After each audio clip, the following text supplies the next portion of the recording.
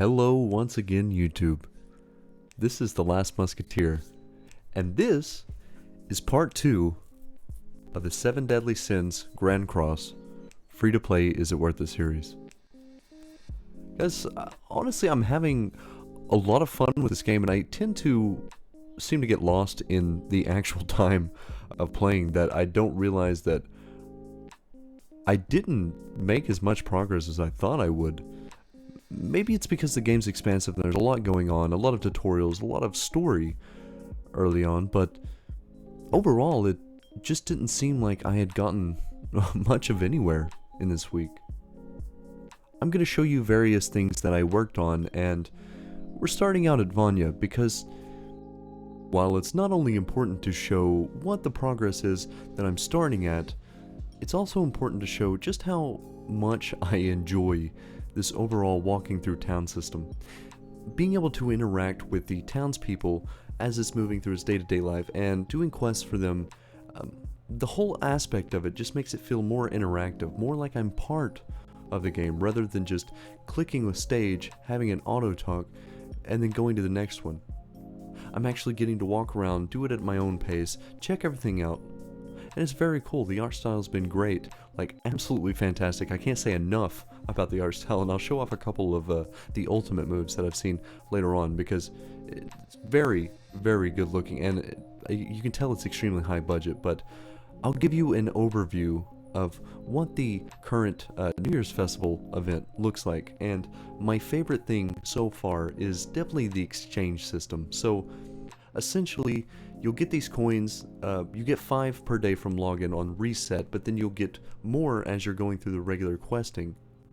So I don't know if there's a certain amount you can get per day, or if you can just do it as much as you want, but as you're completing quests, you're getting these coins, and you can spend them in here. I do them 5 at a time, I don't like to do them 1 at a time, but you'll do it until you've cleared the full screen or you pull the special. You can reset the screen if you pull the special one, though I advise against it unless you're starting very late, because they give you plenty of time, as long as you're playing a decent amount each day, to clear every single screen and get as many rewards as you possibly can. So very important that you go through and get as much as you can on those, and they're honestly really good rewards. A lot of level up evolution material that is otherwise a little harder to get. But we're in search for Bond currently as far as the story goes, so we're in the town of Dalmali, and real quick, I just wanted to say, I'm sorry for the popping noise at the first of the video. I was trying to figure out what was causing it. I did a bunch of troubleshooting. I ended up just turning off the filter system because it had an update today, and I think that might have actually been what was doing it. Hopefully, it doesn't pop anymore. The voice overall may sound a little different, maybe better, maybe worse, but it's not going to cancel out some of the background noise potentially, so hopefully it's a little quieter back there. But we're going into the fight with Vaughn, and one thing I wanted to show, I just showed a short clip of it, but I passed it while I was talking about everything else. This Google Play services for AR keeps popping up every time I go into a fight. And I don't know if it's the BlueStacks client itself or the fact that I'm using a landscape mode on BlueStacks.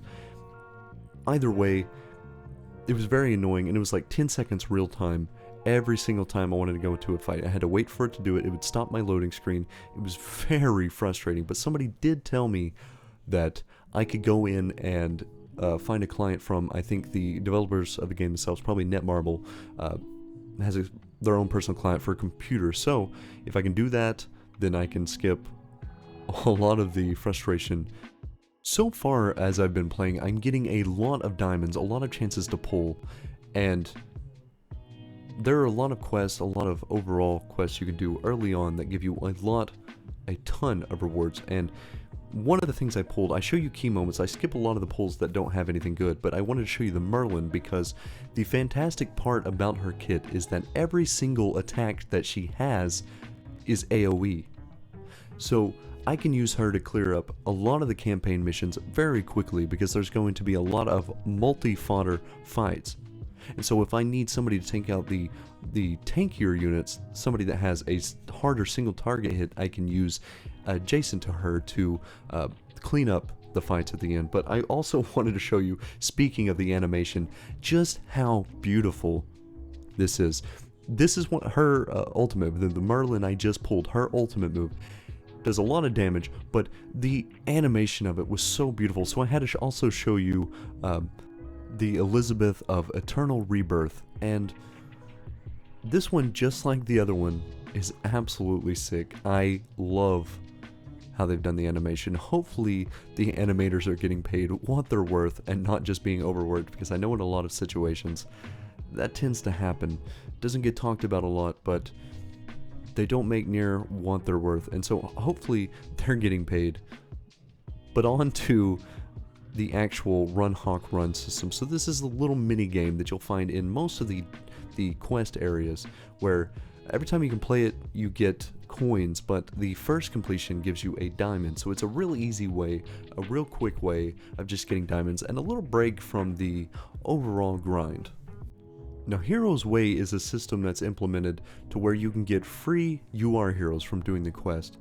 As you can see here, I got a version of Slater, the overpowered Hunter Slater as it's called, and he seems to be a pretty decent single target unit, at least early on. Late game probably not going to be usable, but the thing about it is they give you UR version of hero at level 80 with like 6-star ascension or something like that. So they're basically as far as you can get them leveled up for your current thing until probably in-game. I don't know how much higher it goes, if it goes much higher or not, but you're getting a guaranteed strong unit through here, and it's going to help you through most of the campaign. I don't know when I'm going to start having trouble. Right now, I just have people with basically ungeared people seeing what they're capable of at what level to clear content, and they're doing just fine. I'm having no problem with most of it one-shotting them until I do like the harder missions, in which I'll probably have to hit them with a couple of AoE attacks. It's still very easy, but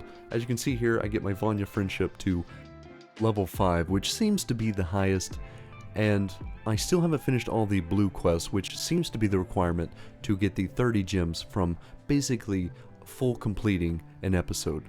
So I've been pulling on the Purgatory Meliodas banner the whole time. I ended up getting a dupe of the Elizabeth of Eternal Rebirth that I already have, and also hit the 300 pulls milestone. So I ended up getting, it picks a random one out of the list that it has in the milestone category, and it gave me Queen Diane.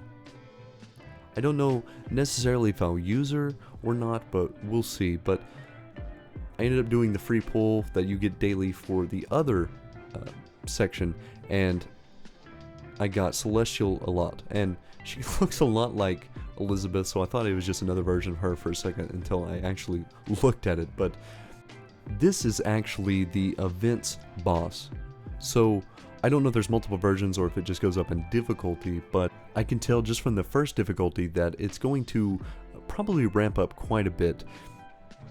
If you have decent gear and you use the heroes that are available to you early on at as high level as you can get them, you're probably going to be fine. I think I could have cleared this if I actually did some working around with the equipment before going in, and I don't necessarily know how good of rewards they are. As we go into the next week, I'll have probably a lot more boss battles for you to view, and so you can kind of gauge just overall what it's like. But I'm doing some more pulls. I get 3 SSR units, one of them being Zeldris, one of them being a different version of Bond, and I get another version of Merlin. And this version of Merlin actually seems pretty good as well. Has more AoE abilities, and also has a primary one attack one that has flood damage, and flood damage is basically you get extra attack based on a percentage of how much health you have remaining, I believe is what it says. And so overall you got to watch the caveats of what the actual additive bonus is on a skill, because it may have really high base damage, but it may do less than something that adds stuff like flood damage or something that does extra crit damage. So you really got to look around and see what can do the most. I need to do a ton of testing. I have a decent amount of heroes that have different abilities like Despair, Spike, and of course Flood that I need to try out. But anything that adds on there a lot of extra damage is probably going to be your pinnacle of damage dealing abilities.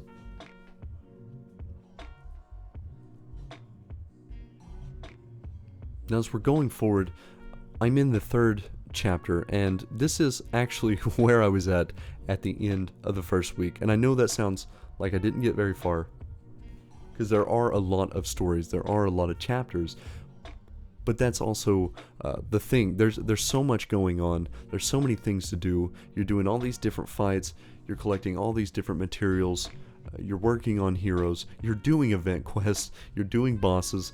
There's just so much going on that it takes up a lot of time. And so to be able to save enough time to do the other 2 series I'm working on in the same month, I have to make sure that I don't spend like 4 hours a day on this game. I have to cut it down to, I usually get, I think, an hour and a half to 2 hours on this game even every day, and it just feels like there's so much to do. Now, I did 100% full clear Vanya, which did take a lot of time because there were a lot of quests, a lot of ones that you had to run multiple times to get stuff, so it did take a large portion of that time. But you do get 30 gems, which is a straight 10 pull off completing them, so I wanted to do as many as I could to try to guarantee that I get to the 900 for Purgatory Meliodas. It also goes to show you just how many diamonds they give overall. Now, at the end game, I don't know how many you can obtain per month, per week, what have you, but I did talk to somebody in the comments because I haven't been able to get to the PvP part yet. I'm pretty sure I'm really close to that, but I hadn't done that yet, and he said if you get to a certain part, I think it might have been called like Champion 1 or something like that, you stay in that no matter what, unless you stop playing for a while, and then it'll drop you out. But you can't lose your way out of it, and it guarantees you like a good amount of gems like per week. So essentially, as long as you're putting forth the effort, and especially if you really like the game, if you're enjoying it a lot, you probably are not going to have a hard time pulling on a lot of these banners. I can't guarantee that you're going to hit the pity, because I don't know just how many you can actually get overall once you've done most of the story. But if you're going through the story, I don't see how there's any way you probably won't get to the pity. I mean, I'm already like 400 pulls in or something like that, and you know, it's been 1 week and I've only gone full completing 1 chapter, and I'm in chapter 3 of like 25. Not to mention the other chapters and the event missions that I get diamonds from. So essentially, if you're playing early on as you're clearing stuff, you're getting a ton out of playing it. So you, in particular, probably save for a banner, save for a specific one, maybe ask around, look around at what is meta, what is coming up. Purgatory Meliodas, from what people said, is the second best hero in the game right now, and Escanor, being like the strongest iteration of Escanor, is the strongest hero in the game. So essentially, I don't know if there's a power creep in that as well, because if it's following the story, it makes sense lore-wise that they'd be stronger, but from a game perspective, is that going to make a problem with power creep? Are you going to have to constantly pull to stay in the strongest tier? But this is also the Escanor I was talking about. Somebody on the mercenary list, when you're going into a quest, you can pick somebody else's unit as like a support unit, and that is the strongest character in the game, evidently. So I don't know how good his was, but it seemed to do a whole lot more than the rest of my heroes currently.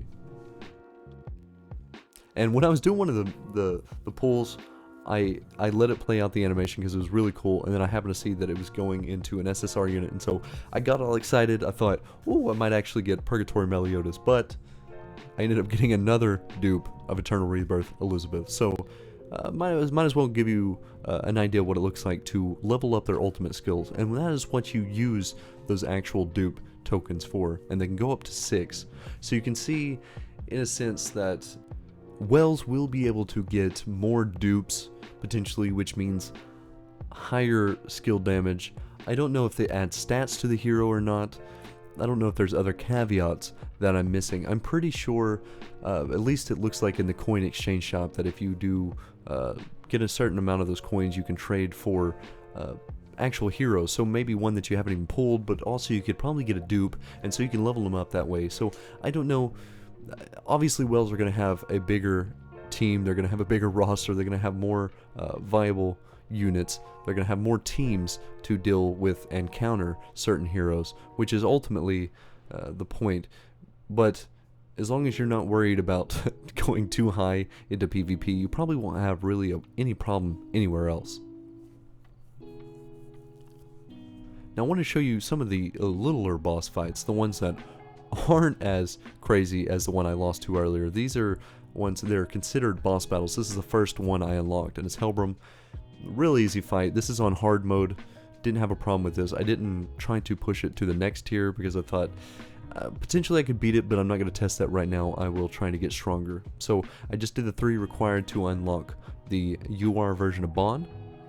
So that's already 2 free, basically max UR heroes that I can add to my roster. That's going to help me clear the campaign a lot easier, and I'll be working towards my 3rd one, Bond, in the next video. I'm sure I'll be a lot farther in the Heroes Way quest, and we'll see just what heroes they allow me to get. But most of the progression I'm going to do in the next coming week is I need to get to the PvP aspect and see how that goes, and then I also need to, instead of full clearing a chapter, go in and just work as far as I can and see how many chapters I can actually progress before maybe the heroes that I've gotten start to fall off a little bit, or maybe the overall chapter progression gets a lot harder.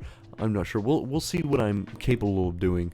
But like I said, I should get a decent ways further this time, since I'm not going to try to full clear like I did with Vanya. But I should still be able to get, hopefully in the next one, Purgatory Meliodas, and then I can try to show him off and show you just what he's like.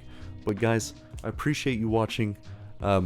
Hopefully there wasn't any more mic problems. There was, this thing auto defaults to my filter, so I might have forgot to turn it off my filter again. I had to do that every time I opened the record audio part of it. But that's going to be it for me, guys. This has been The Last Musketeer, and I'll see you in the next one. Peace.